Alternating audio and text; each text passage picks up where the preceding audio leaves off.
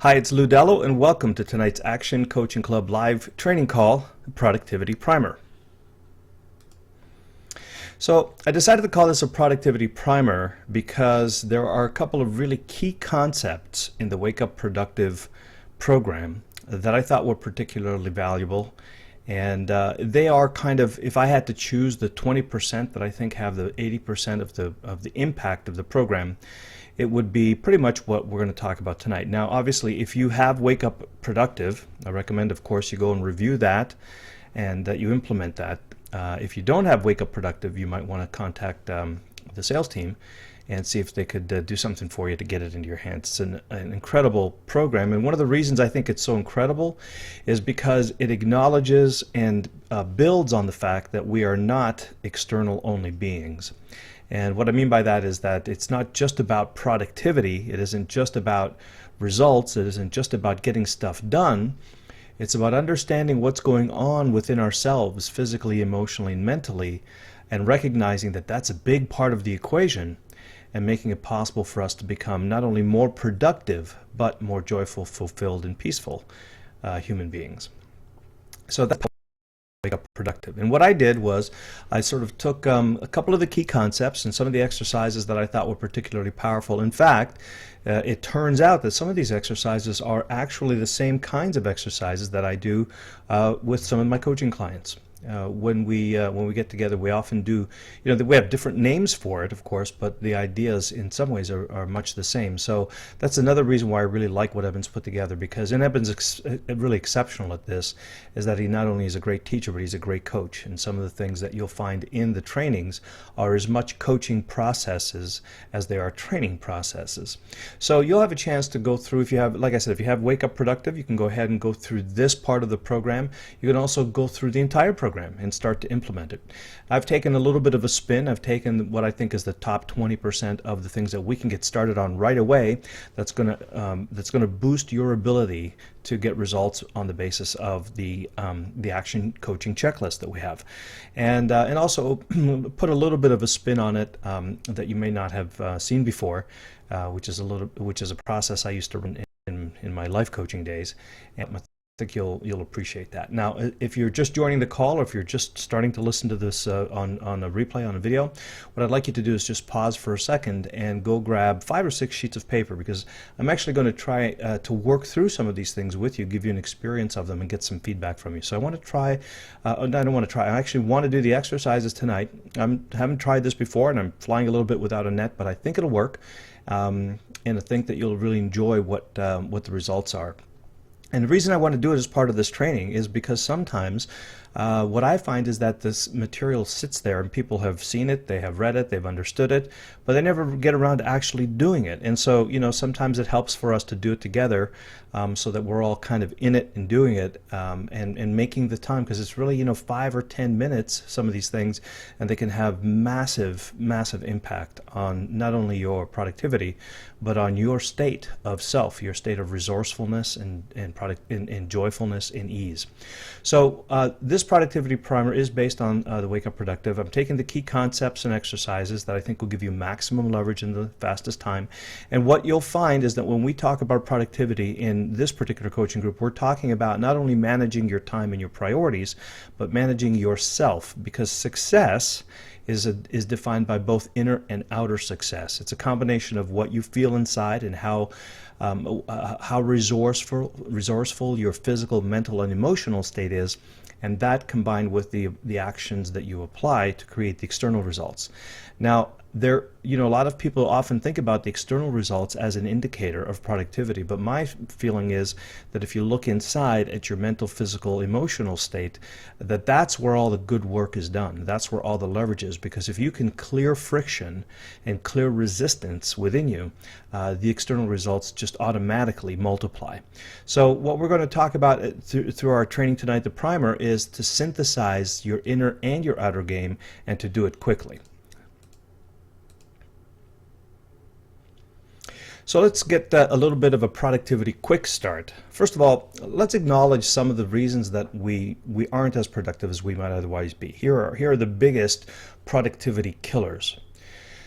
And this is probably the one word that I hear more than any other when I say to people, what is your biggest challenge? Or how can I help you now? Or what is it that you're facing that if you could just eliminate or get a handle on it, would free you up to achieve all of the results you desire and deserve? And it's the big O word. It's that overwhelmed. And I understand that, because we are a society that loves choice. We love to have options. And the truth is that too many options can create paralysis, can in fact create this sense of overwhelm. You think about even just going to buy, a computer these days, all of the different brands and types and features and functions and capabilities and applications. I went to buy a router the other day.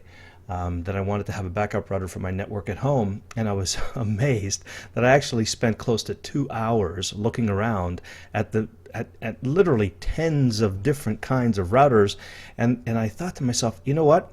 I have a computer science degree. I still don't know which one I want, because there's so many different ways. It's like, well, how am I going to use it? Am I going to use it at home? Am I going to use it to transfer files? Will I need it for music? Am I going to stream my videos?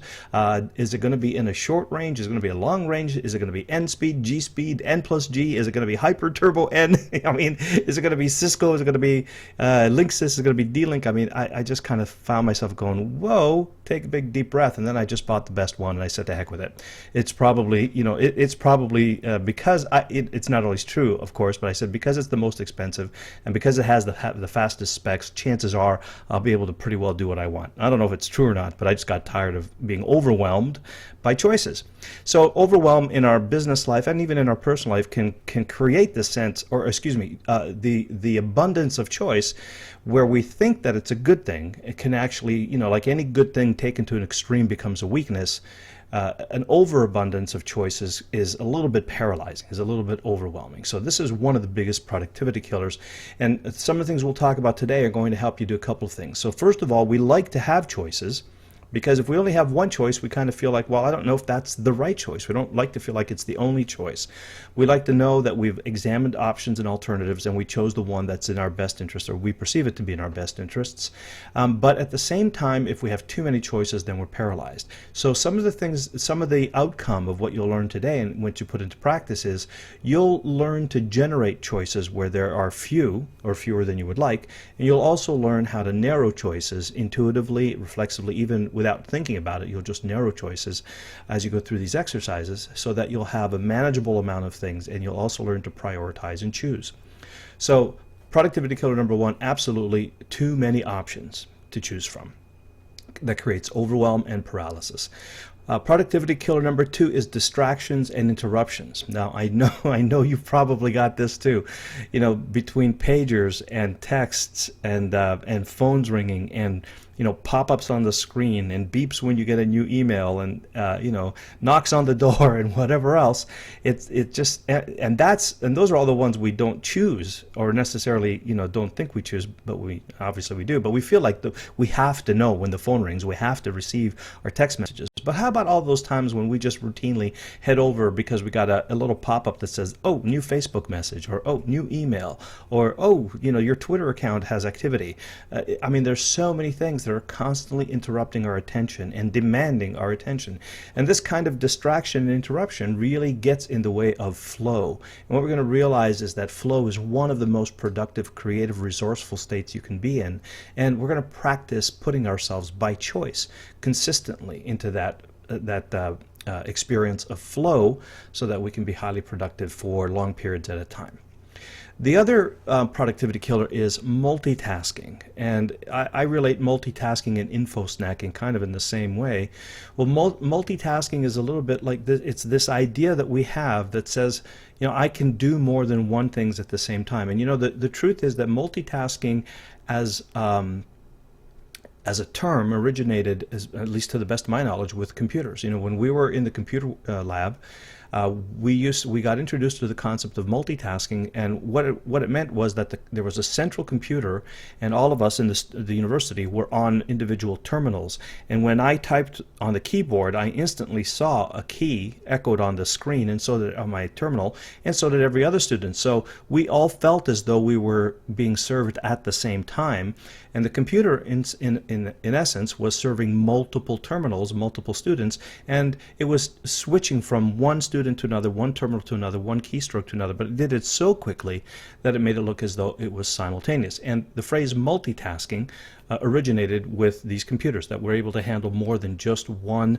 person per processor. It would handle many people per processor. But if you actually dig in, what you'll realize is that the processor does not actually multitask. In other words, it isn't actually looking at 18 keyboards at a time or 80 keyboards at a time. What it is doing is it's looking at one keyboard at a time very quickly in sequence, one after the other, in a rotation. So it will basically poll. In those days, it would poll every keyboard, and if there was activity there, it would process it, and it would actually process it, finish that processing, and then go on to the next one. So the real term probably should have been called switch tasking or serial tasking rather than multitasking. Now we have the same kind of thing going on in our brain, right? It turns out we actually do not focus or concentrate consciously on more than one thing at a time. We have the impression that we do because we can switch our attention from one thing to another very quickly. What we're not aware of is how much downtime there is between switching from one to the other. We also think, for example, that we can type and answer email while we're talking to someone on the phone. But if you've ever had your significant other trying to talk to you while you were on the phone talking to a client or possibly on email, you will know they can get very upset that you haven't heard a thing that they've said, even though you know that they were talking, right? So we really can't multitask, and the quicker we can accept that it is more productive to do multiple tasks one at a time after the other as quickly as possible, and the benefits of doing that, then the more productive we will become. By info snacking, what I'm talking about is this idea that we have to have a morsel of information here and another morsel here and an unrelated morsel there, and then we Google this and we click over to that site and we hop over to that blog and then we look at that email, and then and all of it is not intentional. We're snacking on all this information that we get bloated with information. We have so much of it coming in that we don't know what it is that we need to know, and we know a lot of stuff we don't need to know. And so the other implication of snacking is, sure, there's a lot of these little snacks all along the way, but it's not healthy food. In other words, it's not food information, nutritional information that we choose, and by nutritional I mean like intellectual or that it's relevant to what we're doing. It's just there. It's kind of like going to a buffet and eating stuff not because you want it, not because it's good for you, not because you're hungry, but just because it's there. And then by the time you come out of that buffet, you've had a little bit of everything and you feel full and you collapse from fatigue. Well, this is the same kind of fatigue your brain collapses from suffering too much snacking on bad, and by bad I don't mean not good, I mean bad as in not relevant, not useful, not anything that you need to know right now because it's not related to any one of your priorities. Another productivity killer is magic pills.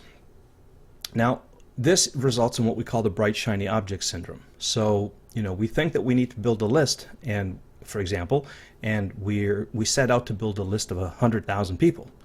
And we look at all the ads and the sales letters that say, this technique is a magic pill or a magic bullet that will give you your 100,000 people on your list, and you'll have it push button easy, absolutely free within a week. Well, for some reason, we all like to believe that this is true. These sales letters are written with such skill that we can suspend our disbelief in our rational mind and actually want to believe that it could be true so much because we want that magic pill, we want that instant fix, that we actually try it. And then, of course, it inevitably doesn't work. And so as we're trying it and it doesn't work, we get another email or another sales letter that comes across our path and captures our attention and says, no, everything you've heard before is bogus. This is the way to get those 100,000 people, and this will not only be free, but you'll make money by building the list, and it won't take you a week, it'll take you a day, right? And so we think, wow, an even faster solution. And this is commonly what we would call the death by 1,000 cuts. that every one of these paths feels like it's just a short period of time. Well, we just tried this and it didn't work, and we just tried this and it didn't work. We just tried that and it didn't work. But the fact is, magic pills are rare, and I would say probably don't exist. You know, that the things that seem like magic pills are usually the tip of the iceberg. You know, it's very common when we look at someone, we say, look at that, they shot to prominence overnight. But we don't see all of the work that they put in, the hours of practicing their craft, the hours of honing the skills, the countless numbers of auditions, the late night travels to, you know, to be on stage somewhere where, you know, it was inconvenient. We don't see any of that. All we see is, look at that, shot to fame overnight. And so we want to believe that that's true. And what this does is it defocuses us from our priorities and from our long-term goal, and it has us chasing little short-term bursts of adrenaline, much to our detriment. And any one of them could potentially turn into something great. In all likelihood, they're packaged. You know the old saying, if it's too good to be true, it probably is. And you know, some of these magic pills, they are possible once you put the 20 years that the people who teach you how to do it put into it. Okay, so I know I want the same thing. You know, I've been thinking about losing weight myself, and you know, my doctor wants me to go on a regular lose 2 pounds a month kind of diet, and I'm on a, hey, can I lose 20 pounds this month kind of mind frame. So we're, you know, even though I know it's not the answer, I can't help it. I go there instantly. I think this is something about human nature. We want instant gratification. We want the answer now. We want to get where we get. Once we have clarity about where we want to be, we want to get there now. Unfortunately, that does lead to a lot of distraction and interruptions and going down paths that are not necessarily focused on our priorities, not necessarily focused on things we know we want to create, but it is reacting to everyone else's priorities and everyone else's visions for their business. So we want to try to at least not surrender to magic pills as frequently as we might. The other thing that becomes really important when we talk about productivity killers, and that we'll talk about specifically in terms of some of the things that we want to implement here tonight, is the dependence on willpower. So this idea that we can will ourselves into a new behavior, or or to release a behavior, or you know, to take on a new habit or whatever. It's a little bit. I mean, willpower is part of the equation, but it's not enough in and of itself, because our habits, our deeply ingrained beliefs, our current value system and inner dialogue is so strong that it always overpowers willpower. And you know, again, you know, I just use this thing about dieting, and they always say, set up the environment for success. In other words, go in, if you're going to want to lose weight, go into your fridge and your cupboard and throw out all that stuff that you know is not good for you, because if you know that it's there, no amount of willpower is going to stop you. No amount of willpower is going to be enough to overcome the behavior, the beliefs, the value system, and the payoff you get from indulging in those foods. And so the one sure way to do it is to create the environment for success. Failure-proof your environment, and that is throw all that food out. And so this applies to a lot of the things that we all do, and it applies to our life, to our work, to our relationships, to everything. And that is that what we're going to talk about is this concept of rituals, habits, and inevitability. The idea that if we set up a structure and set up our environment and set up our habits and routines so that they will inevitably support us to do the things we want to do, then we won't fall prey. We won't depend on our willpower to take us there, because willpower just isn't enough. And by the way, if you're going to apply willpower, why bother to apply it on something that you can systematically integrate into your life so that it's effortless? You only have a little bit of willpower to invest, then you may as well invest it in the things that are most important. And I don't know exactly the exercise. I just was reviewing some of this material in Wake Up Productive, and I heard Eben talking about what was it? It was an experiment where there were a couple of different test groups, and they were made to watch movies, emotional movies.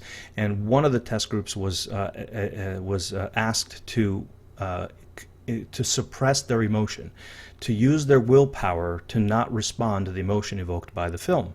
And the other group was allowed to freely express their emotion. So they weren't applying any willpower to anything. And the other group was applying willpower to keep themselves from feeling or experiencing or expressing those emotions. And then, shortly thereafter, they took the same groups and they had them do some relatively manual tests that required a fair bit of concentration. So, for example, distinguishing between two colors, on the screen and whatever. But it took a little bit of attention. It wasn't a mindless task, but it wasn't a difficult one, but it wasn't mindless. And they found, surprisingly, or perhaps not so surprisingly, that the group who had been applying willpower previous to doing the experiment consistently performed worse than the group that was allowed to freely express and not to apply willpower in suppressing their emotion. So it seems as though willpower is just like any other form of energy, any other form of muscle, that mental, physical, that we use, or emotional, that there is a limit to how much we have to use, and the more we expend it, unless we strengthen it, the more we expend it, the less we have to use in other situations. It's a little interesting, right? And whether you've experienced this or not, it might be worth you suspending disbelief long enough to try this. And I think that you'll find the more you practice putting your environment together, putting your structures, your resources, your accountability processes in place, the more likely you will do the things that you want to do. And then finally, this concept of friction. So friction speaks to that resistance that we have, that internal dialogue, for example, that tells us we can't do it, we're not good enough, it's never going to work, et cetera, et cetera. It's the emotional thing that says, I'm going to be embarrassed if I fail, or, oh gosh, I just don't know if I have the strength to do this, or, I'm afraid to go up and go on stage and make that presentation, or, whatever it is, this emotional friction, this intellectual friction, this physical friction, the physical friction of I'm too tired, or I should be running but I'm not, and all of this stuff is like you're in a Ferrari, you're trying desperately to get that thing up to 160 miles an hour, but someone's leaning on the brakes, and you can push the pedal to the metal and you might work up some speed, but it won't be with a whole lot of smoke and burning and all sorts of pain. Okay, so the friction is part of what we want to release, a very important part of the inner game. The more friction you can release, the more you allow yourself to get into your natural, creative, resourceful, empowered state. Naturally, the more productive you'll become. Makes sense, right? Work the inner game, the outer game takes care of itself. Now, as optimal productivity, for optimal productivity, what I did was I sort of took what I thought were the key tips that we'll talk about and put them into a statement of sorts. Now, I just wrote the statement today, so if there are holes in it, I apologize, but I think it has the key things. So for optimal productivity, what we want to do is we want to habitually maintain your most resourceful state, physically, mentally, and emotionally, and continuously apply your talents and strengths on your highest leverage activities with sustained focus over extended periods of flow. So how did I come up with this? Well, first of all, habitually is really important, and that's the thing where we talked about don't rely on willpower. Make this habits, create habits, and develop environments and processes and systems, routines, rituals, whatever you want to call them, that allow you to do things out of habit. Because the truth is, almost everything we do is kind of out of habit, if you think about it, right? We are in a routine. It's just not a routine we consciously created. Well, so here's a great opportunity to now create our routines and our habits, our beliefs and our self-talk, and the habits that support us to become who we want to be and to create what we want to create out of habit. We don't have to apply willpower. We don't have to have any friction over it. We don't have to wonder if or when or why. It's just a habit. We just do it. Just like we go to the gym every day because it feels good. It's just our body says now's the time to go to the gym. So this is the habit. It's going to say now's the time to write. Now's the time to relax. Now's the time to eat. Now's the time to speak. Now's the time to do marketing. Now's the time to do product creation. And all the systems are in place to just kind of effortlessly allow you to do those things. And one of the things we want to do habitually, we talk about productivity in terms of outcomes and results in the external world, but I really want to emphasize the idea that we want to habitually work on maintaining our most resourceful state. In other words, our focus should be on the roots of productivity, which is our physical, mental, and emotional well-being, more than, if not to the exclusion of, the fruits of our productivity, which is efficiency and achievement of results. Okay, so sometimes we go to work on the results, but if we pull back and go to work, which are the fruits of our efforts, if we pull back and work on the roots of our efforts, which is our mental, emotional, physical well-being, we'll find that the fruits, the tree of productivity just bears naturally healthier, tastier fruit. And then, so resourceful state, I think I should have highlighted there as well. And then continuously apply your talents and strengths. So what this is alluding to is the fact that we want to recognize, acknowledge, and apply the things that we do best as much as possible. So friction exists when we're trying to do something that's just not our natural self. You know, if I'm a speaker and I try to write, there's friction there. I don't do it as effortlessly. If I'm a writer, on the other hand, and I put up on stage to speak, I may find that there's friction there, and it's not my natural talent and strength. So we want to recognize what we do best, what we want to continue to do best, what natural talent we have and can develop. And as we focus on talents and strength, and as we focus on applying those talents and strengths to our business, we'll find that our productivity naturally increases. And so where in our business and where in our lives do we want to apply these talents and strengths? We want to do it on the highest leverage activities. And the highest leverage activities, in a sense, comes back down to some of the exercises we're going to do in a second here. And by highest leverage means which are the ones that are going to get you the results that you want with the least amount of time, money, and energy. So how do you get there quickly and with the least amount of effort? Those are the highest leverage activities. Sometimes the highest leverage activities is to release something that's really creating friction for you. If you have an unresolved emotional challenge, that is going to play into your subconscious, and it's like the brakes in the Ferrari. And sometimes that highest leverage activity is I have to resolve that emotional challenge, and as soon as I do, I'm relaxed, I'm resourceful, I'm empowered. So it's not only about talents and strengths in terms of speaking, writing, in terms of productivity, in terms of product creation, all those things. It's also in terms of what's my highest leverage activity in supporting myself and my well-being. And then sustained focus. Focus talks about single-minded focus that doesn't include multitasking, distractions, and interruptions, right? So focus is the practice of creating our environment and creating our habits in such a way that we eliminate, or at least protect ourselves from the distractions and interruptions, and in fact that we continue to intentionally choose moments of time where we will not be interrupted. And we also, by the way, focus also applies to performing one task at a time until what we think is a reasonable amount of completion. And then, of course, over extended periods of flow. So focus, if you think about focus as one task at a time on the highest leverage activity, then periods of flow are those periods where nothing matters except the task that you're working on, and that no interruptions, no emails, no telephones, no knocking on the door. You allow yourself to be in the zone, in the flow, in that period, in that state where time sort of is suspended, and that all of your faculties are there contributing to creating the outcomes that you want. Okay, so if you kind of look at this as the antithesis or the solutions to the productivity killers, then if we can create this outcome and practice it routinely, we stand the chance of optimizing our productivity. And that kind of leads us into the exercises that I'd like for us to to try tonight. These are the ones that when we talk about clearing some of the greatest elements of friction, when we talk about creating new habits and rituals that support us, when we talk about productivity, external productivity structures, these are the ones that are I believe, going to most support us if we can work with them. So we talk about clearing off your mental desk, or getting the clutter out of your brain, completing loose ends, getting out of the gray zone, eliminating energy robbers, habit, gravity, and escape velocity in the 60-60-30 solution. Now, if you've been through Wake Up Productive, of course, you will find that these are fairly familiar.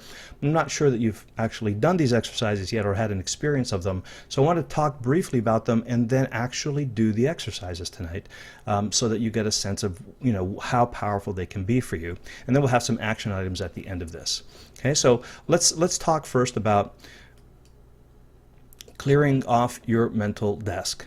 So you probably have heard the saying that your mind can focus on and maintain some kind of attention on 7 plus or minus things at a time. So it's not focusing on all of them at once, of course, but if you have 5 to 9 things on your mind at any given time, your mind's going to be able to manage it. Obviously it manages 5 things better than 9, but at that point, somewhere in that range, you're going to be okay. But more than that is clutter.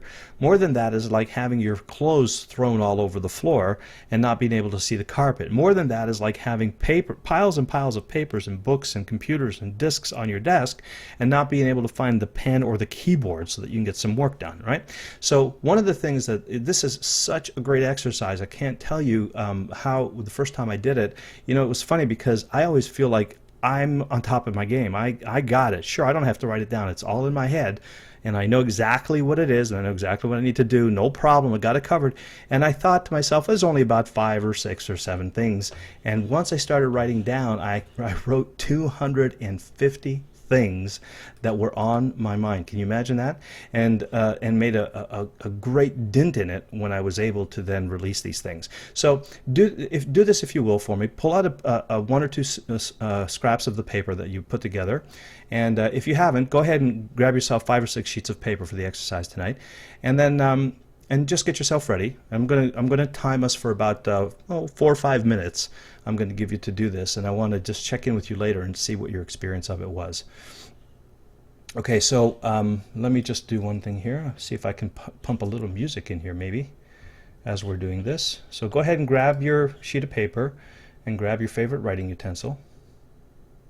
And I'm going to watch the clock, and it's now 8:34. So when we strike 8:35, I'm going to just give you 5 minutes. And what I'd like you to do is write down everything that's on your mind.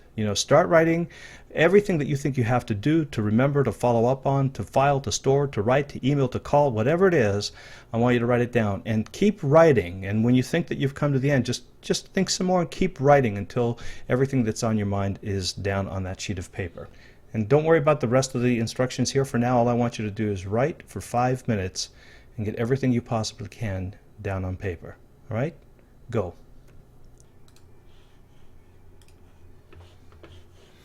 Okay, come on back. Apologize for all that music funny stuff. I'm going to get better at it. I think I figured out how to get the music that one patch of music to you. Okay, so go ahead and wrap up. Write the last few things that come to mind. Now here's what I'd like you to do. I'd like you to put a star. I'd like you to look down that list and put a star beside those things that are within your ability to control the outcome. Okay, so this is something that you can actually do something about to bring this item to a close, to a resolution, to take it off your plate. And anything that is out of your control to do that, in other words, it depends on someone else to create the outcome, then just skip it, don't put a star beside it. So go ahead, go down your list, put a star beside everything that's within your control. I'll give you a minute or so to do that. Okay, good. Now what I'd like you to do is grab a new sheet of paper and move those things from your list that have a star beside them. Move them over to your new sheet of paper, except here's the thing. I want you to move over those things that you want to choose to focus on with priority. So choose what you think are the top 10 things that you can really work on, that you can apply and dedicate your focus to, time, money, and energy, that are going to yield the biggest results in your life or your work. Okay, so I'll give you a minute to do that. Go ahead and do that now. Okay, good. You may or may not be complete there. You may or may not have your top 10 chosen. That's okay. You can complete it later, or you can just keep writing as I'm talking. Here's the most important part of the exercise, in my opinion. You know that list, the one that has everything except your top priorities? Now is your opportunity to release everything on that list, to let it go, to let it no longer consume your energy, your attention, subconscious or conscious, your time, your focus. It's just gone. I want you to just imagine yourself letting go of all of it. Close your eyes, take a deep breath, and just imagine you setting fire to that piece of paper. Now I want you to write for about a minute or two and just tell me, how would it feel to burn that piece of paper? And are you willing to do that now? Just write down what comes up for you at the thought of burning that piece of paper. Beautiful. Excellent. Thank you. Okay, now you want to take this to a whole new level. If you're finished writing your experience, or as you're continuing to finish to write your experience, I invite you to share what you learned or what came up for you as you did this exercise. If you'd be good enough to press *2, I'd love to open your line and give everyone the benefit of insight.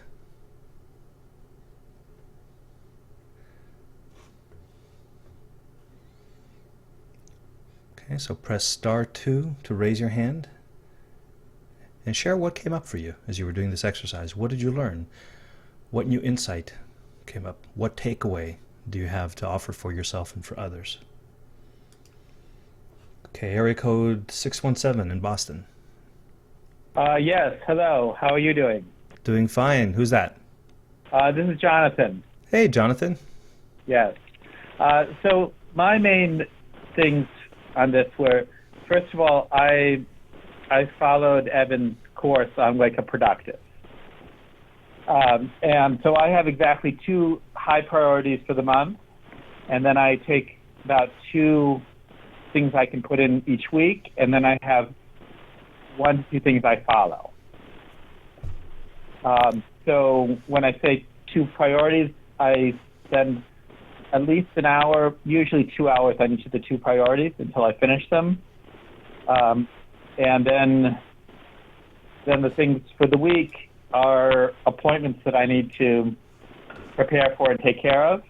And then I have, I guess you call classes, kind of like yours, where I'm following along, but they're not one of the 2 things that's taking me the 4 hours a day. Excellent. Looks like you've got the system working for you. So did you work through the exercise tonight? Yeah, but I'd already worked through the exercise. So when I guess what I realized when I was doing the exercise was that I actually did not have clutter in my mind, that I was well below the 7 things that I could remember. Excellent. Great. So you're a walking testament to the benefit of this process. Fantastic.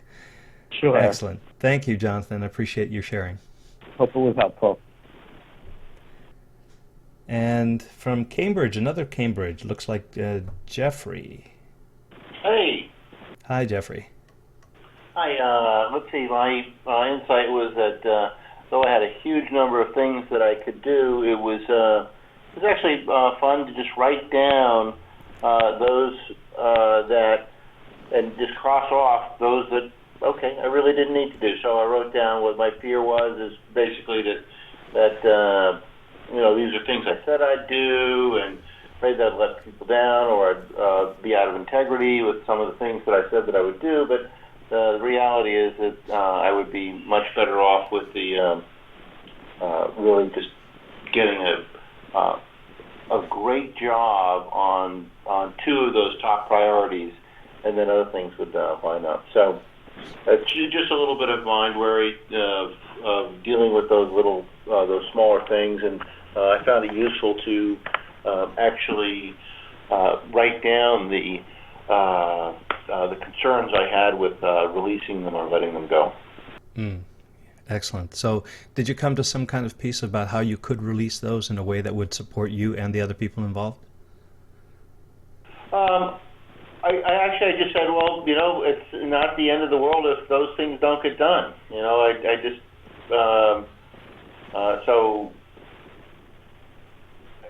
I don't know if I necessarily came up with that. I just said, oh, geez, I'm going to focus on these others, and I did get a release, yawning and just a relaxation inside with the realization that, something, if they don't get done, that's not the end of the world. Beautiful. Yeah, good awareness, good body awareness there. Noticing that your yawn and your sense of relaxation. They say that that's a really good indicator that you've done something that is in your best interests. Yeah, certainly for me. Good job. And so, do you have a sense of what your top priorities are going to be that you're going to focus on going forward? I've got them prioritized. I didn't have time to switch them over to the other sheet, so I went back because I wrote down so many items I didn't have time to transcribe them. So I literally wrote 1, 2, and 3, and 4, and I'm just going to make sure that I focus, first thing in the morning on number 1. And it's really about me getting a team of people to do these things. I've got like 50 employees, so I got to make sure that these things get done. So it's my priority, but it's also going to be my priority to make sure that other people have this as their priority. Great. And you know what? Maybe you can help them clear their mental clutter too. Yeah, actually, I was thinking, geez, it would be kind of nice to take some of these things on our daily meetings and weekly meetings to start to go over some of these techniques, because that's the one thing that we've got is I've run a software company, and people are all in this overwhelm, and everybody's multitasking just to try and survive, and now it's kind of getting irritating on the calls. They say, oh, what did you say? They don't always respond when you mention their name, and that is that's tough. I very much love your analogy of mental snacking, or junk food snacking on info snacking, because there's in the software business, it's just too much jumping around of attention and not enough of that deep-seated energy of like, I am putting my full force behind something. It's a non-committed state, and I see that as much less productivity. So, and then I very much am interested in this whole wake up productive. I did send an email. There was a link on the Get Altitude support, and they said I guess it's supposed to be available coming up for the I signed up for the Self-Made Wealth and the year-long program with you, and I guess there's a whole bunch of things, and I guess there's a way of getting it. I'm just trying to figure that out. Yeah, I'm really not at all familiar with the sort of the back-end administration and stuff, and I think if you go into the members area, if you have questions, put them into the support desk, and there's even actually an 800 number you can call if you'd like to talk to someone. They'll definitely be able to help you much better than I can. I know that they changed what was in the program too at the last minute, so I have even less familiarity with it, but they'll be able, there's a great team there, and they'll definitely support you to it. I think it's a great idea, by the way, of taking some of these concepts and teaching them to your people. Just your productivity is leveraged through the productivity of the folks that work for you. So if your team is working at full productivity, your life has just gotten a whole lot easier, hasn't it? Oh, absolutely. And actually, I'm thinking that I'd probably get these concepts a little bit deeper if I actually started to teach them to somebody else. I don't know about you, but when I teach, I learn. I totally agree. I think it sounds like a great idea. I support you to do that for your mastery and for the benefit of those who work with you. Great, thanks. Beautiful. Thanks, Jeffrey. And thanks for sharing, by the way. Appreciate that. And Gina in Pasadena. Hey, that's cool. I guess I noticed all of it was concrete. Nothing was really abstract, and since I've always done everything for myself, it was everything that I need to do. But I realized there was a subgroup of things I can outsource. I had a couple breakthroughs about some things I could outsource, and other things that were just kind of albatrosses that I didn't need on my list for now. I could bring them out next year. So that was pretty good. Beautiful. And how did that feel to come to those awarenesses? Did you notice any shift in energy? Well, especially about like a database that I need to make and an Excel data, so some things yes, it's a relief to realize that that would be a fun project to, try to find someone to do that. Very nice. Very nice. Thank you. So have you got some clarity on what your top 10 are then? Well, they're pretty much always kind of similar. They have been recently, so they're always kind of up there, and I'm always sort of chipping away at them. Excellent. So what did it feel like to think about just letting go of the rest, just getting them right off your plate and either forgetting about them, outsourcing them, or otherwise just releasing them? It was great. I felt like sort of this, like 30% of sort of the mishmash was removed, so that was really good. Yeah, fantastic. All right, Gina, thank you, and thank you for sharing. Appreciate it. Thanks. Yeah, it's really interesting. I find that there's all sorts of experiences that you could have and energy shifts that you could feel here, and it's all unique to everyone. So I always love to hear through or to experience this again through your experience too. So thank you. Okay, so let's move on, and let's do a couple more of these exercises.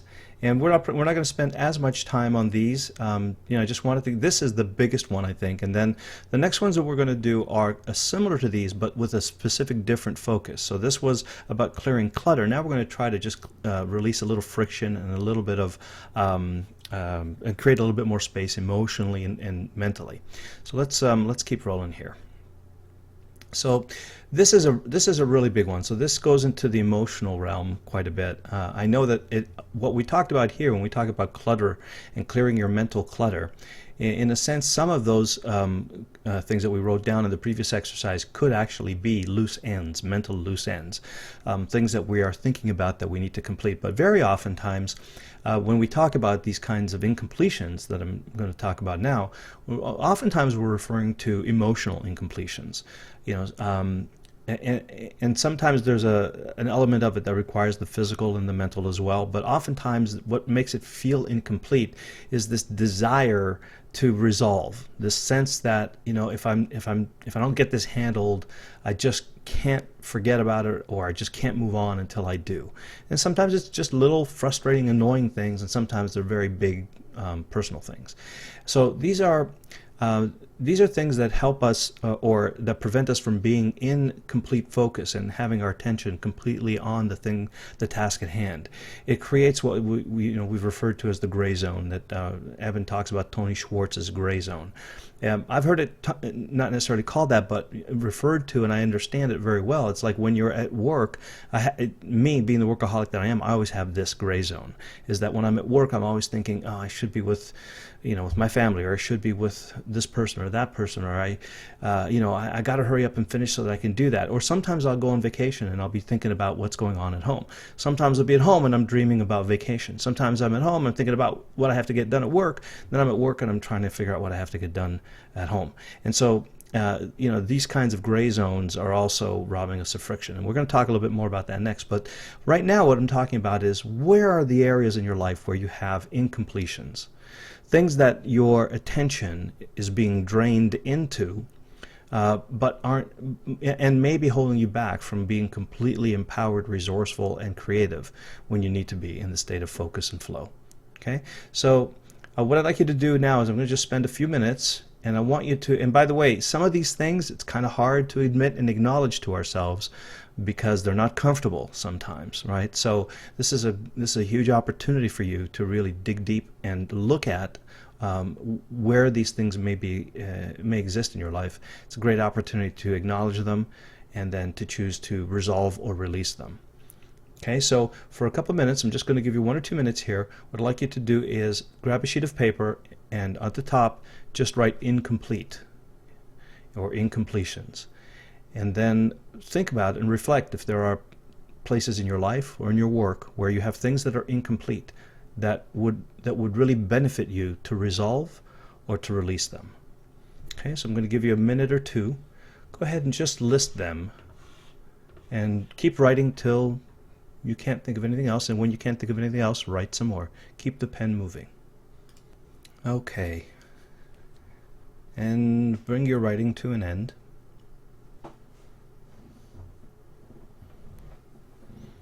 Good. Excellent work. Take a big deep breath. And as you exhale, just kind of shake your arms loose, bob your head around, just let it all go. Just clear and release. Okay, and now what I'd like you to do is, either on the same sheet of paper or on a new one, I'd like you to do two things, in fact. First is prioritize those loose ends, those incompletions that you feel are robbing you of the most energy, the ones that are creating the greatest friction, consciously or subconsciously, the ones that if you could just resolve or release them would free up so much energy, so much of your mental, physical, or emotional energy that you couldn't help but to become happier and more productive. And what I'd like you to do is you go down your list. I also want you to think about this. You can either prioritize them, and maybe you just make it nice and simple, just A and B, high priority, not high priority, and then also cross out the ones that you're ready to release. Cross out the ones that you don't need to resolve or have no resolution or doesn't matter if you resolve, and just choose to release them. Okay? So prioritize the ones that are robbing you. Identify, circle, highlight, star the ones that are robbing you of the most energy. Pick the top 3, 4, 5. And the other ones, if you're ready to release them or to let them go, just strike them out right now. Take them off your plate.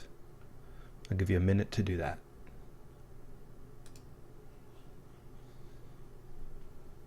Okay, great. And bring your writing to completion. A big deep breath and an equally big exhale. And just shake off the energy from your hands and swirl your neck around, bob your head, shake your arms loose. And I'm going to ask you in about a minute or two, take about a minute or two now to just write down what came up for you as you were doing this. What did you realize? What was your experience of it? You don't need to share this, but it would be very helpful for you to just kind of acknowledge and integrate that for yourself.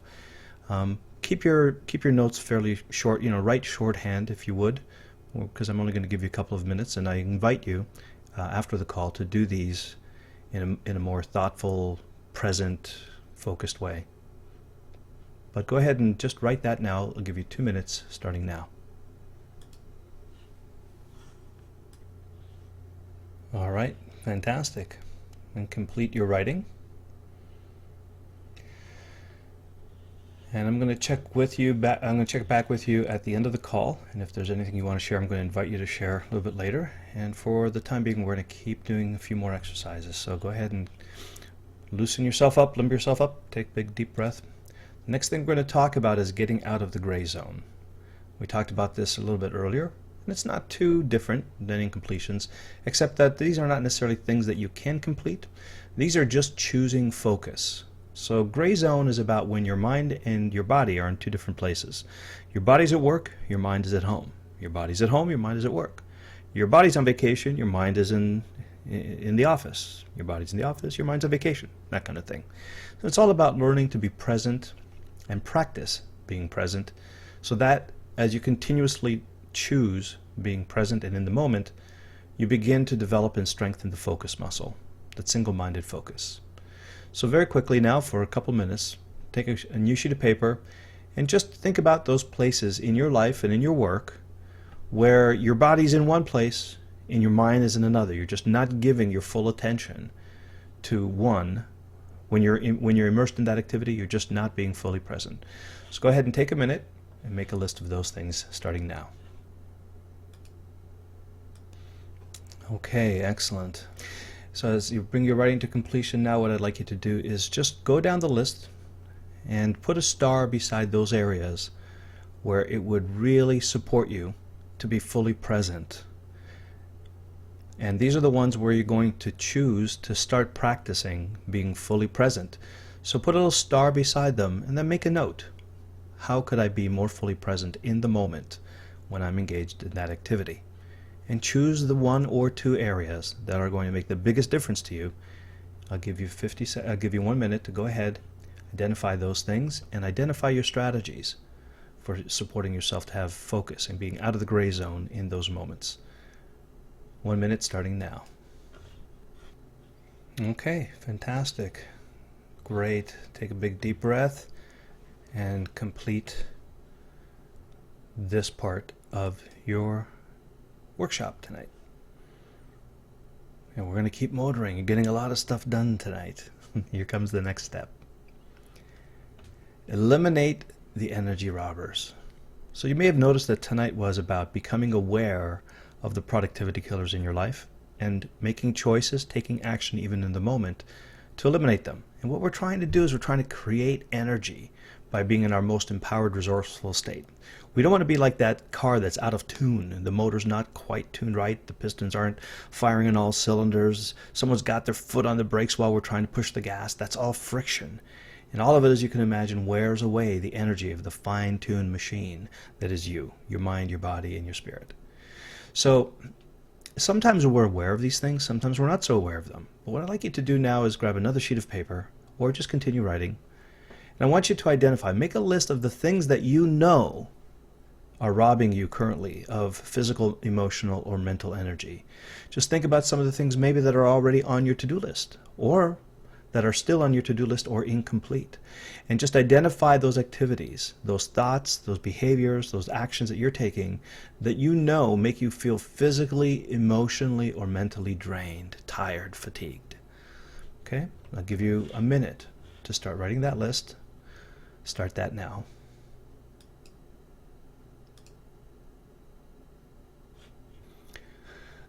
Good job. Great job. Excellent. Okay, and as you finish writing your list, now I'm going to give you another minute or so. I want you to go down that list and put a star beside the ones that you know are robbing you of the most energy. Choose the 1, 2, or 3 top energy robbers, even if it's just one. Identify it and then put a quick note there about your commitment and your resolution to change it, either by resolving it or releasing it or completing it. And if you really want to be a superstar, put a date on it. Put a date on when this energy robber will be gone from your life. Okay, I'll give you a minute to do that starting now. Okay, good work. Good work. Finish writing. And take a big deep breath, and as you exhale, just feel that energy coming back to you. Feel all of the energy robber, time wasting gray zone leaving your body with every shake of the wrist.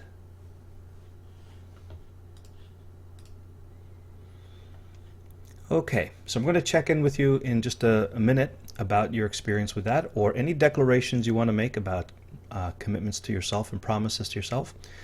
But first I want to introduce you to the final thing that we're going to talk about today. Actually, this and the habit gravity are going to be two things I'm going to combine for you. So I'm going to reintroduce, possibly, if you've already seen this in Wake Up Productive, and introduce it to you new if you haven't, the concept of the 60-60-30 solution. And of all the things that are in Wake Up Productive that I think have helped me the most, other than releasing the releasing the energy robbers, creating that resourceful state that we talked about, that was the inner game. Now we're going to talk a little bit about the outer game. And this is one of those structures that can really support you to develop the focus, the single-minded priority, talents on the highest leverage activity behavior that we talked about. It's a way to get into the zone or to be in flow virtually on command. This is when the more you practice this, the more you'll find that you'll be so engaged and so focused on what you're doing that you'll notice that nothing else even exists. You'll lose track of time. You'll be almost like in a state of suspended animation. And it's an awesome way to tune in to your highest, most resourceful self. It's a way to bring your whole brain, your mind and your spirit to the problem at hand or to the task at hand. Now it's based, you might think that this is kind of arbitrary. It's not, and I'm going to leave it to you to go to Wake Up Productive and maybe read some of the work of Ernest Rossi and Tony Schwartz, the guys who talk about this cycle You know, all our body works on rhythms, right? We have brain waves, we have heartbeats, we have all sorts of rhythms and cycles in our bodies. And so there's one particular cycle that, as I was writing this, I'm hoping I got this right, but it's the intradiurnal cycle. And essentially what we're talking about is a 90-minute cycle, that your body has this natural rhythm to want to renew every 90 minutes to 2 hours. So that when you're focused on an activity, whether it's physical, mental, or emotional, and you're doing it with 100% focus and attention, that it seems that your body really benefits from releasing from the activity, from disengaging completely and going into a renewal state every 90 minutes or so. Okay. Now, Ernest Rossi talks about a very specific 90-minute cycle, as I recall, and Tony Schwartz talks about 90 minutes to 2 hours. But the solution we're going to recommend you try is one that kind of incorporates the intradiurnal cycle and also a few other things that are going to help you to support you keeping your mental, physical, and emotional well-being in part of this structure. So in other words, it's one of those things that you don't have to really consciously have to think about or create. It's built in to the behavior, so that, remember we talked about not using willpower, we talked about creating structures, and you just kind of fit into those structures so that your habits naturally evolve and develop. Okay, so this is the way this is going to work. So what we're talking about really, when we're talking about a 60-60-30 solution, really what we're talking about is 260 minutes of focus activity followed by a 30-minute renewal period. And in fact, to be more specific, those 60-minute focus periods themselves are broken up into 50 minutes of focus or activity and 10 minutes of quick break and renewal. And then another 50 minutes of focused activity and 10 minutes of break or renewal, and then 30 minutes worth of complete disengagement, detachment, and renewal. And so in those 10 minutes between your 60-60s, what you'll find yourself doing is maybe going for a walk, grabbing a glass of water, taking a quick small meal, nutritious, just basically disengaging your mind and your body and your physical, mental, emotional connection to the task at hand, and allowing yourself to renew. Okay, and this is not, you can't do much in 10 minutes. You really just want to take a big deep breath, maybe do some push-ups, some sit-ups, take a walk, grab a glass of water, quick meal, whatever it might be. Okay, and then immediately after those 10 minutes are up, you re-engage with either the task at hand or another one, but that is the one task that you focus on single-mindedly for the next 50 minutes. And then you release from that, you disengage, and you give yourself time to walk, exercise, release, shake things off, just completely let go of the weight, as it were, that you've been carrying, the weight of that focus for 10 minutes.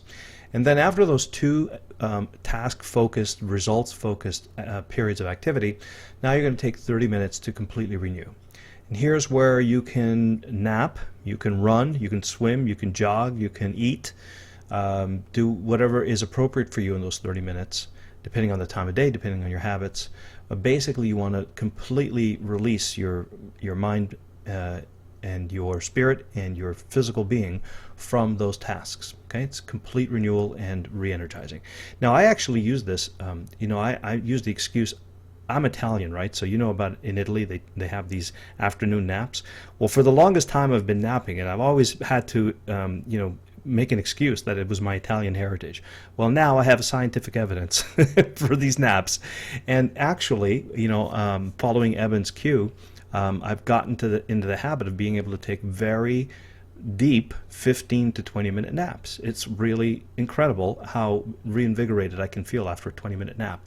And sometimes I don't get a whole lot of sleep at night. I don't know if that's the same with you, but when you're working on projects, you have a lot on the go. Sometimes you stay up a little later and you don't get the full 7.5, 8 hours sleep that you might want.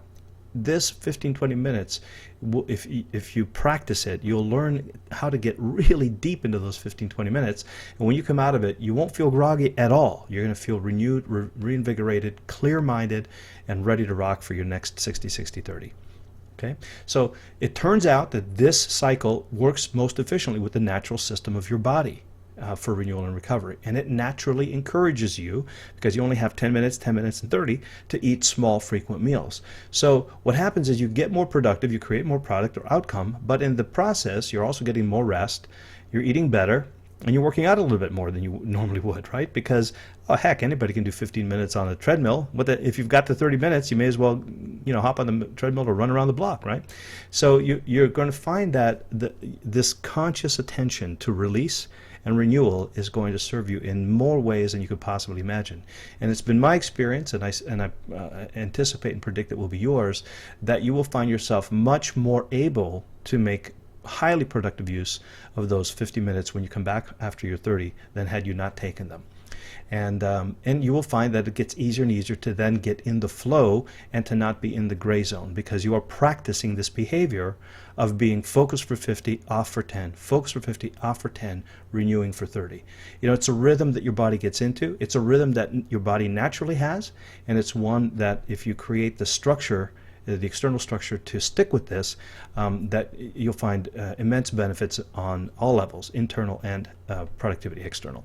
Now, one of the things that makes this work really well is if you can stay out of the gray zone of trying to look at how long you've been doing this, right? So if you're in your 50-minute period, you don't want that activity in your mind about how long have I been working? Has it been 10 minutes? Has it been 50 minutes? Has it been 20 minutes? Is it 30? Is it almost time to let go? Right? Clearly, that's another interruption, and so you don't want that to happen. So the best thing you can do to support yourself to really get in the flow here is to use a timer.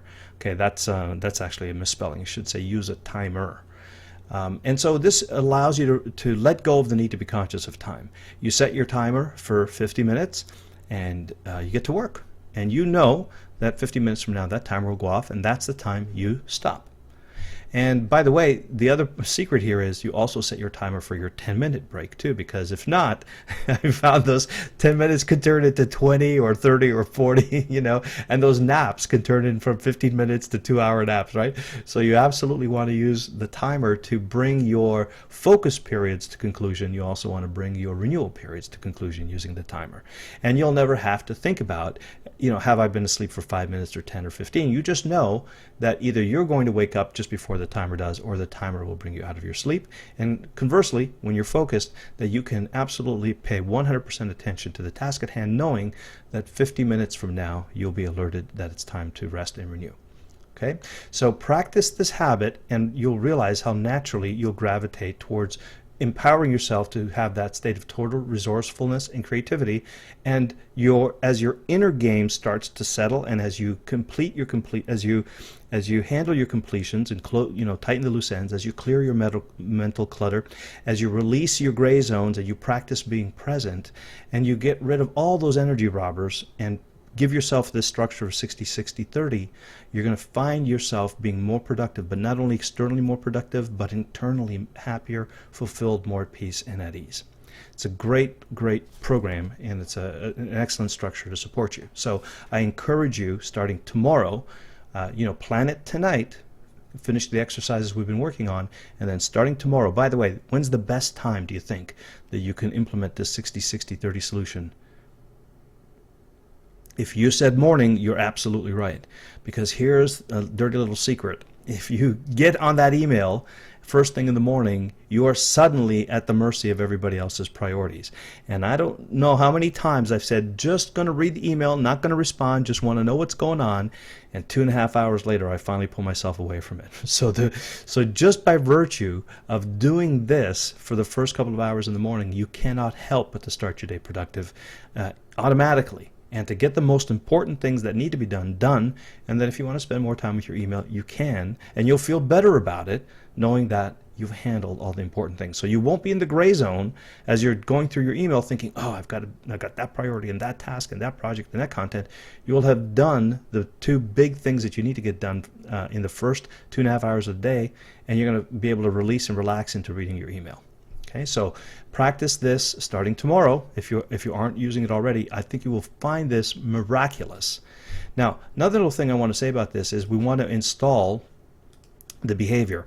Now, I'm going to talk in a second about habit, gravity, and escape velocity, but I think you probably have an intuition, or at least maybe you've experienced this as well, that it takes time to replace an existing behavior. Right? So it's not like today I want to. Some people go cold turkey and they do very well.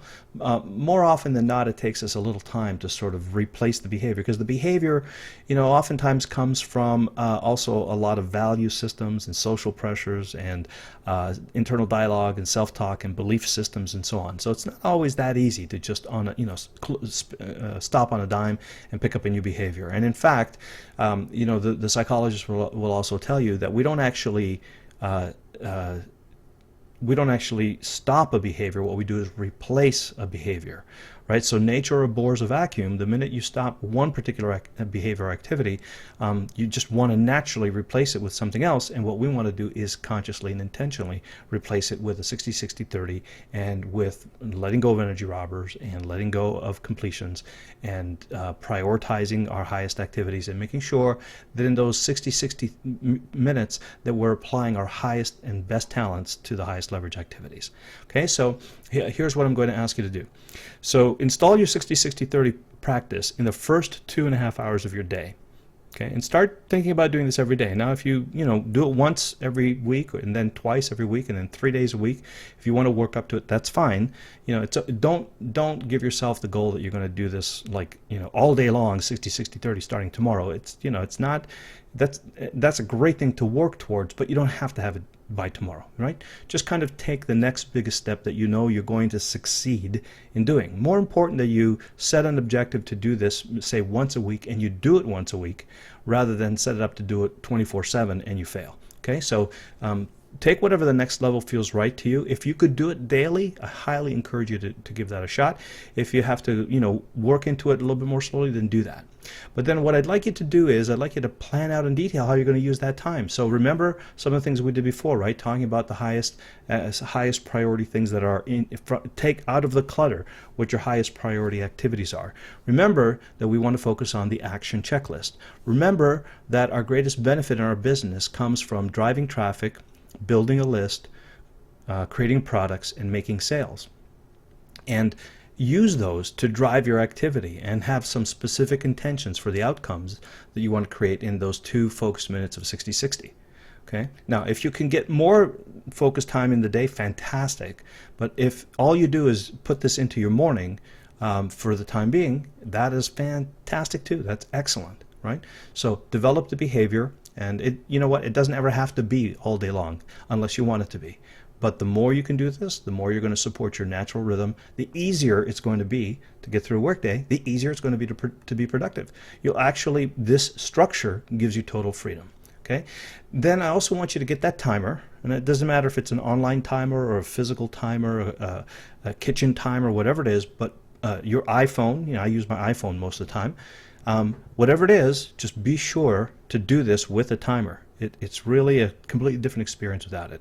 And then if you can, and I know you can, but if you structure the time the night before, you can prepare your 400-calorie meals the day before, right? So you get very conscious about what you want to eat during those 10-minute breaks or those 30-minute breaks. Okay? And then practice this as many days in the week as possible. Now, what I'm going to encourage you to do, because of this concept of habit, gravity, and escape velocity, what this is the awareness that it takes us about 30 days to actually create a new behavior, to replace one behavior with another.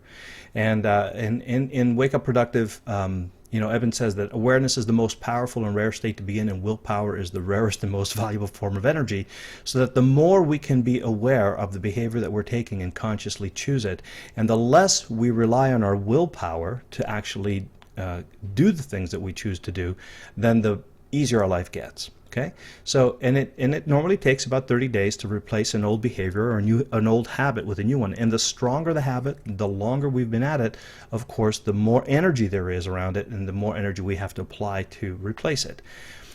So what typically happens is you may find yourself experiencing this idea of the first 10 days where your mind, your internal dialogue, your body, your self-talk totally resists and does everything possible to derail this new behavior, right? It's the phase that Eben calls defiance, right? And so you have a certain amount of gravity. There's a force that keeps you in place there, which is your beliefs, your values, the payoff you get from the current behavior, the resistance to change that we all feel naturally, the ingrained belief system, the dendrites in our brains, the neurological pathways that want to keep us doing what we're doing. That's all going to come up roaring in a big way, trying to keep you where you want to stay. And the metaphor Eben uses sometimes is, the thing about the shuttle, when the shuttle takes off, where is most of the fuel being used? Exactly. The minute it takes off, it's got those booster rockets, right? Because it uses all that energy just to take it out of the pull of the Earth's gravity, just to take it far enough that then the rocket boosters can be dropped, and it has enough momentum to carry itself into orbit. Okay. In the second 10 days, you're going to find that if you continue and persist beyond the defiance, beyond that, sometimes this is physical, mental, emotional. I mean, sometimes these behaviors can really resist change. And so what you'll find is if you persist through the first 10 days and you have structures in place like the 60-60-30, and you allow yourself to just follow the structure, let the structure support you, then by the second group of 10 days, you're finding that, yeah, you might have a little resistance, a little reluctant to doing it, but you've gone past that first phase of gravity. Now you've got enough momentum that with the continued application or implementation, you're going to find that the resistance gets lower and lower, less and less. And by the last 10 days of the 30, now it's starting to feel a little bit natural. Now you're starting to reprogram your beliefs. You're starting to see the payoffs of this new behavior. You've been able to change your internal dialogue a little bit, and you've created a new routine, and you've had time to adapt to the change. Now it starts to feel a little bit like it's the natural thing to do. After 30 days, now your new habit has gravity. In other words, now it is natural. Now your neurological pathways are conditioned, reconditioned. Now they've got a new path to travel, a new set of beliefs and dialogue. Now all of the resistance and defiance and the fears that your brain has about changing into something uncertain they've been quieted. And now you've got a habit that drives you instead of you driving the habit. And it gets then considerably easier to just go ahead and implement the things that this new habit creates for you. So give yourself 30 days to practice this 60-30-30 and all the other things that we're talking about. In fact, I'm going to do something in the action steps that's going to make this really a big part of your work life, your business life, and your personal life. So here are your action steps from today's call.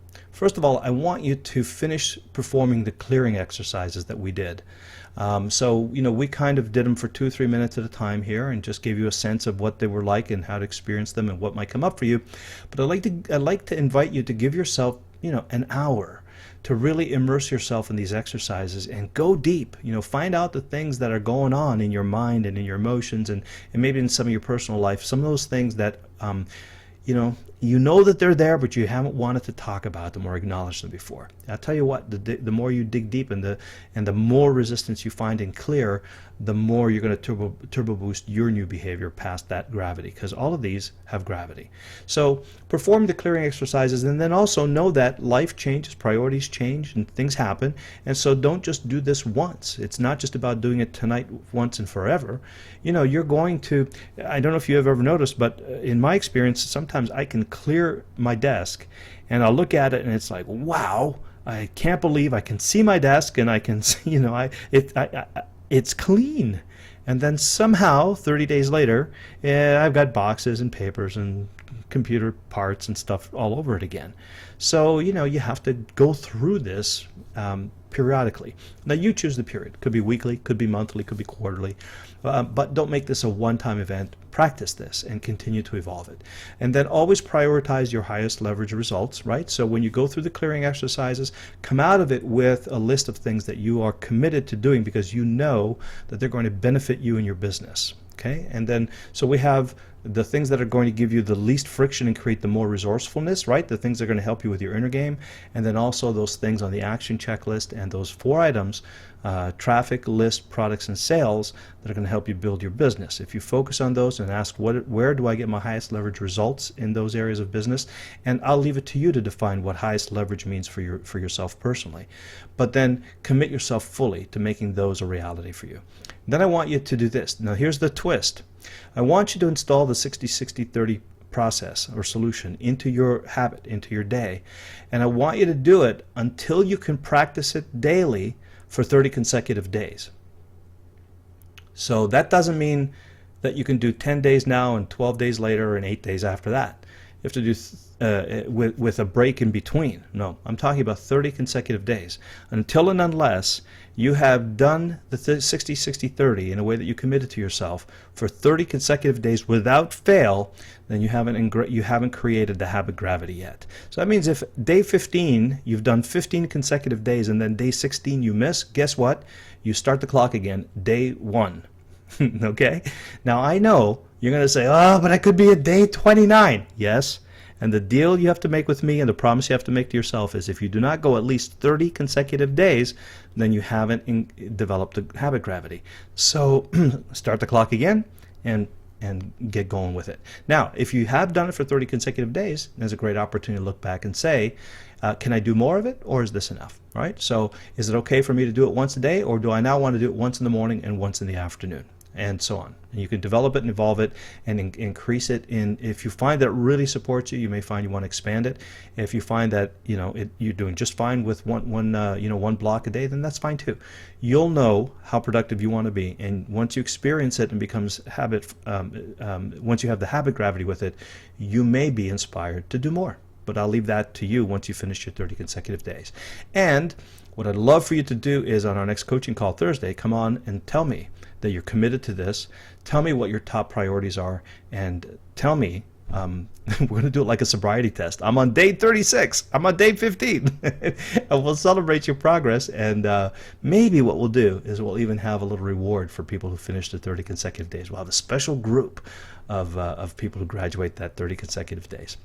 Let's have some fun with it. This is all about keeping you happy, fulfilled, and building your business effortlessly and being as productive as you possibly can. Now, one of the other things that you can do, and I recommend you do this, is get an accountability buddy. So if you're not already in a mastermind, and if you didn't see this from our call last week, you can go to gurucoaching.com/masterminds, and there you'll find a virtual sign-up sheet. It's like, the old days when people used to put these papers on the wall and you would just sign up for a group, right? So you can sign up for either a mastermind. There's a couple of masterminds open there that are looking for some people. You can do masterminds with 2, 3, or 4 people, but I recommend no more than 6. And lower down on that sheet, if you keep scrolling down, you're going to see that there are some places where you can look for an accountability buddy. Accountability buddy is you and one other person, and you might want to meet 5 or 10 minutes before your 60-60-30 and commit to each other what you're going to do that day in your 60-60-30, and then check in again the next day, right? Just 5 or 10 minutes, really powerful stuff. It'll keep your focus there. It'll keep you feeling accountable to someone else. It'll motivate you even more highly to get those first 30 consecutive days under your belt. Okay, so those are the action steps for today. And before we leave, I would love to invite you, if you want to share anything about your experience going through tonight's clearing exercises, or any comments, takeaways, or feedback. Remember, it was actually what Jeffrey was saying before, that as you teach others, you master it more for yourself. So if you'd like to share, inspire, and teach others with your experience tonight, I welcome and invite you to do that. Just press *2 on your keypad, or type it in the control in the questions box of your GoToWebinar control panel if you prefer, and we'll do that. We'll just close with a couple of shares from anyone who is inspired to do that.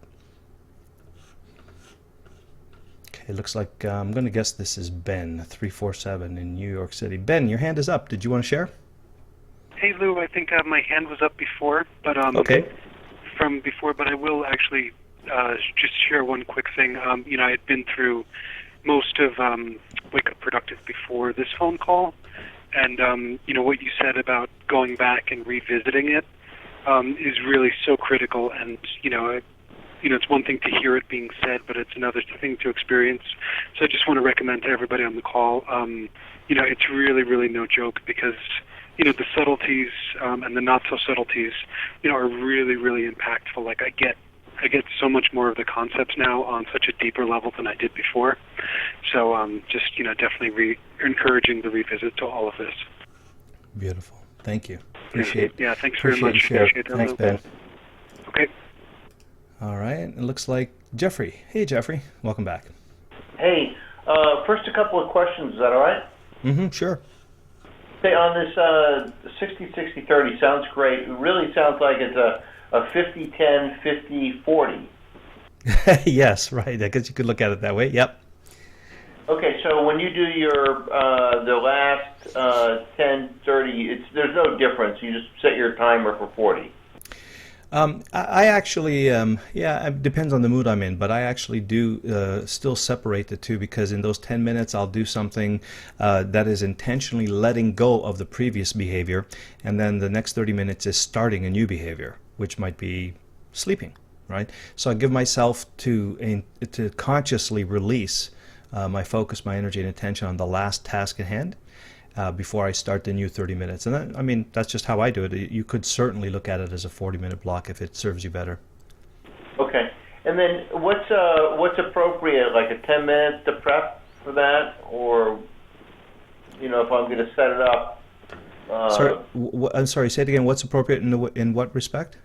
It's 10 minutes to prep for the 50 minute. I mean, when you set up that 2.5 hour block, do you normally set up 10 minutes before to? Oh, I see what you mean. Yeah, no, actually, because I have a list, right? I have my list of my priorities, the things that I need to work on, and so what I'll typically do is, maybe 5 minutes or so before I start the block, I'll just look at it. But I'm pretty conscious most of the time of what the top 2 or 3 things are that I need to get done, and so, my master list is usually whatever's at the top of my master list that moment I start working on. So the list I sort of maintain on an ongoing basis. The 60-60-30 is just a period of time where I turn off everything. I mean, no interruptions, no phone, no focus, no doors. I don't care if the police are coming to the door unless there's a fire.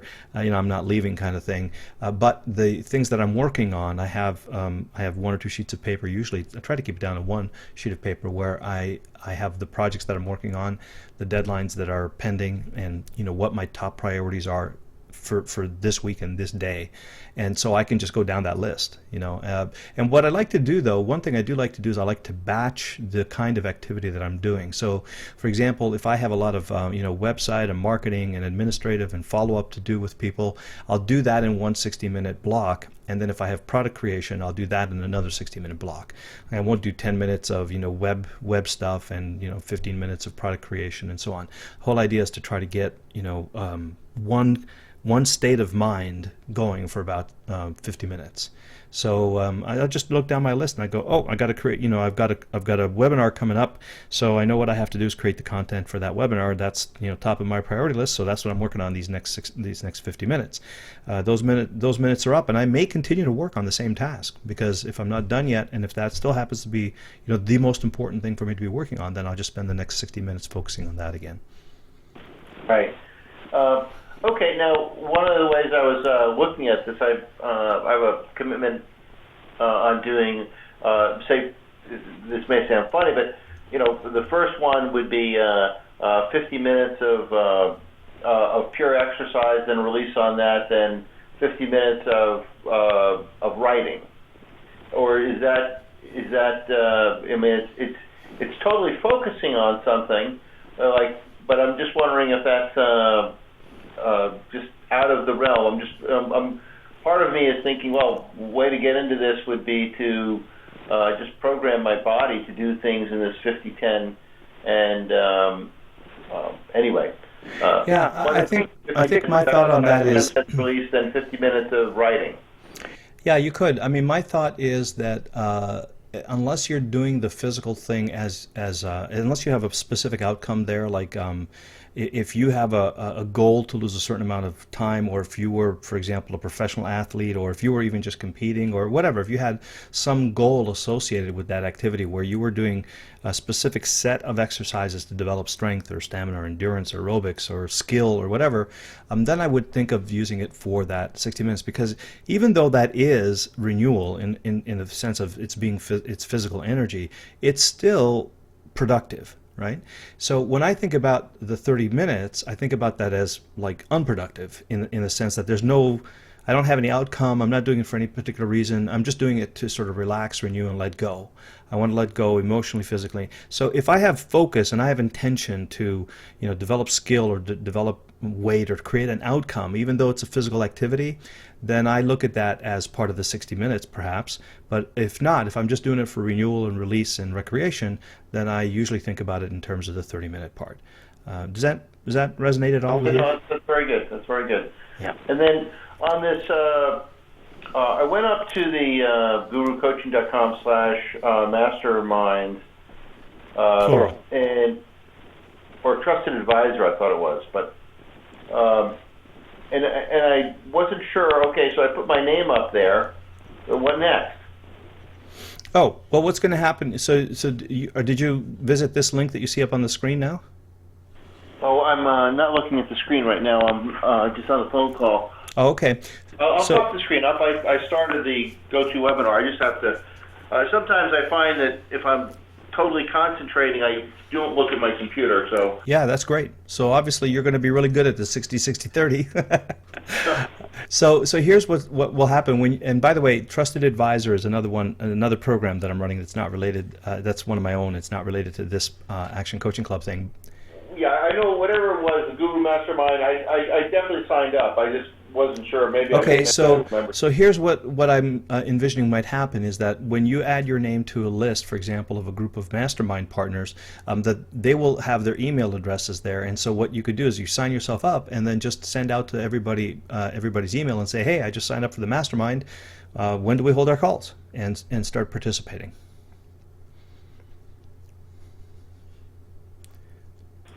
Say that again.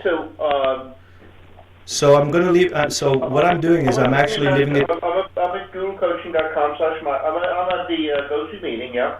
Okay, so let me ask you to do this. Go back to our previous coaching session because I have it all recorded and I walk through it. I show you exactly what to do in Coaching Call 2. And if you have any other questions, then email me at lou.acc@powerupcoaching.com. Perfect. All right, cool. Thanks, Jeffrey, and I appreciate your participation. Thank you. Okay, we'll do one more, and then we'll have to call it a wrap. And I think I have someone here. I'm going to guess it's Mariette. Yes. Hello there. Hello, Lou. How are you? I'm doing very well, thank you. Would you like to share, Mariette? Yes, really, it's a question, Lou. Okay. It's not the first time I go through this exercise that I find absolutely fantastic, and I've built a habit. I have a big tendency to clutter my mind, so I have built lists, or I don't know how many, and it works. It really does. But now I'm going through a special situation that I would like to share to see if you have any hint about it. The one thing that is robbing me probably more than 50% of my energy is I have my younger sister very sick with a terminal disease. And every time I'm going to start concentrating and do something, and something comes up, and it really disturbs or put all my day upside down. Is there any special thing that I can do? Because that's the only thing that I can't handle. Yeah, that's a big one, isn't it? It's really a huge one. Yeah, of course, of course. Well, when it comes to these kinds of things, I mean, these are obviously hugely emotional, things that draw our attention naturally. And, I've had situations similar to this, and the support that I got from people, and this wasn't easy for me to do, but eventually it got easier, and maybe it's something that can support you as well, is to know that there are times when your attention is going to really help. Did you say it was your sister? Yeah. Okay. So there are times when she needs you, and there are times when you being there are absolutely going to make a difference. And then there are other times that you worrying about it, or you paying attention to it, or you losing your energy over it is not going to help her. It's not going to make a difference to her experience. And if you can practice knowing the difference between those times and only responding to when your attention and your time and your love and your caring are really needed in terms of like she does need you there versus you're wondering if she needs you or you think she may need you or is this a time when she may need me or so what I found is really helpful is if you have one way to always be available to her when she needs you. So maybe a phone that you never turn off or maybe a text message or something that when she needs you she always has access to you, and you can then relieve yourself of knowing that you'll be there when she needs you. And you can also schedule time when you're fully present with her, because part of the gray zone, when you're working, you're thinking about her, but then also perhaps when you're with her, you're wondering about all those things you should be doing with work and all those things that aren't getting done and all those kind of things. And those might be opportunities for you to practice being fully 100% present when you're with her and being there lovingly and giving her all the care and support that she needs, and know that unless that phone rings, unless she calls you, that she's okay. And to release for 60 minutes, just to give yourself the freedom of knowing she's okay. And if she needs me, she can reach me. And unless that phone rings, I'm not going to allow myself to go into the imagination and the fear and the worry and the concern over it. I'm going to trust that if she pushes a button, my phone will ring and I will know for sure that she needs me, and then I'll be there 100%. But for the next 50 minutes, I'm going to give myself permission to just immerse myself in something else. Because you know what? There's another thing that I realized when I did this too, which is that when you serve yourself in that way, when you allow yourself a break from her illness, when you allow yourself to heal and renew, you are much more able to support her as well. If you are constantly worried and thinking about it, that's a drain on your energy, on your resources, and it's a drain on your capacity not only to help yourself, but then to help her. So if you can just bring yourself to practice this, and I don't know, I mean, for me it was really difficult because there were a lot of feelings of guilt and responsibility and, obligation and all this kind of thing. It was really hard, and because I grew up in an Italian family, we worry just as, as easily as we eat. And so it's certainly not an easy thing to do at all. But if you can just practice that behavior, I think the most reassuring thing is knowing that if she needs you, she's like instantly going to be able to access you. That made a big difference to me. When I knew that if that device didn't ring, that everything was okay, that allowed me to really liberate it. So, I mean, those are some of the suggestions that people helped me with when I was going through it. I'll pay it forward for you and ask you, does any of that resonate with you? Can you see yourself doing any of those things, or can you think of any other things that might support you? 100%. It resonates 100%. As a matter of fact, I just got another cellular phone just for her. Perfect. Yeah, to do that, and it's 100%. You're right.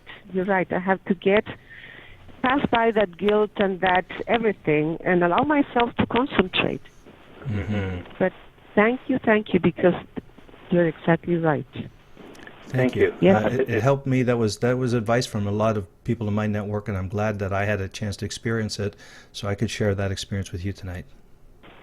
Thank you, Lou. Thank you very much. You're welcome. And, let us know how it goes and practice it, and then come back and let us know if you're feeling more energized and more vigorous and more able to support your sister in a very loving, caring way that I know you want to do.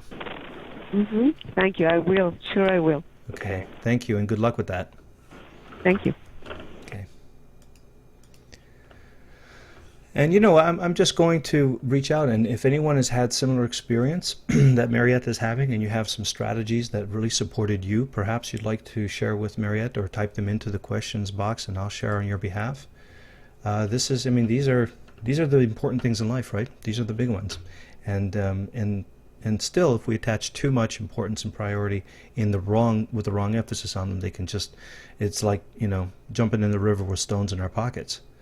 So, if you have anything you'd like to share, I'll open your line, or I'll read your comments.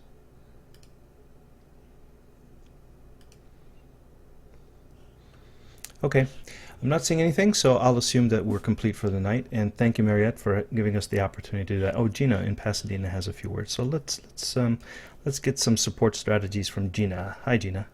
Hi, this is really quick. I used to have to I was music night to practice like up to 10 hours a day and, go to rehearsals and things. And one thing I did is would put a notebook by on a chair on my right-hand side since I'm right-handed.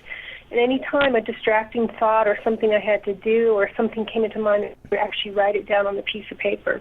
Mm. And so at the end of my practice session, whether it was 1 or 2 hours, then on my break I would address those. It really helps as a continuous, kind of like almost like a meditative form where I also meditate, where anything that was concrete that I did need to deal with or a guilt or something that I'd write it down. And it was really helpful. Yeah, beautiful. It's kind of like constantly keeping your desk from your mind from getting cluttered by having a place Exactly. to overflow things before they overflow onto your mind. Excellent. I love that. Thank you, Gina. Sure. Okay, Michael says, meditation. Allow the thoughts to settle like a glass of muddy water and just follow basic meditation on your out breath. So meditation, yeah, that's an awesome practice. And it's hard to explain the benefits and the power of it until you experience it. And it's funny because the time that it's the hardest to do the meditation is when you need it. Because when you've got monkey mind and is jumping around all over the place and stressed out, it's the hardest thing to meditate. But if you can manage to do it, Michael, that's an awesome suggestion. That is one of the most powerful strategies that I know. And I'm also thinking now as we're talking that, of course, Mariette, hopefully you're getting some support from your family and from professionals, because the best thing you can do for your sister is take care of yourself, right? Ultimately, so that you have all your resources to bear when you're supporting her as well. Jeffrey says, do you recommend meditation for the 50 minutes in the 60-60-30? No, I recommend it for the 10-10s, or possibly for instead of a nap. But again, unless you're practicing your meditative skill or you're developing that skill for your product or your business or your outcome, really the way I look at this 60-60-30 process is to be productive externally during those 60-60 periods and be productive internally during the 10-10-30s, if that makes sense.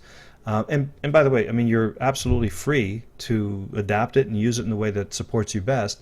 That's just kind of my perspective on it and my interpretation of it. So take whatever works for you and adapt the rest. All right, beautiful. Well, thank you, guys and girls. And when I say guys, by the way, know that I mean it in a non-gender sense. It's just an affectionate term. Okay? You're my guys, my folks, my flock, my friends.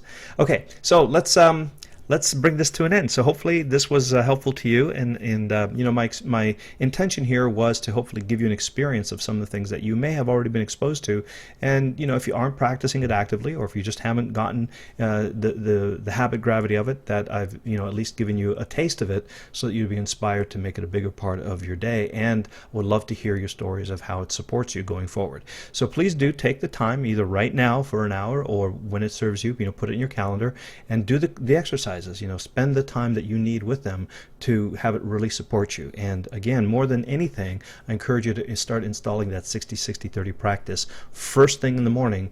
If you make it a habit, if you make it a ritual, if you create the environment around your home, and everybody around your home knows that those 60-minute periods are sacred to you.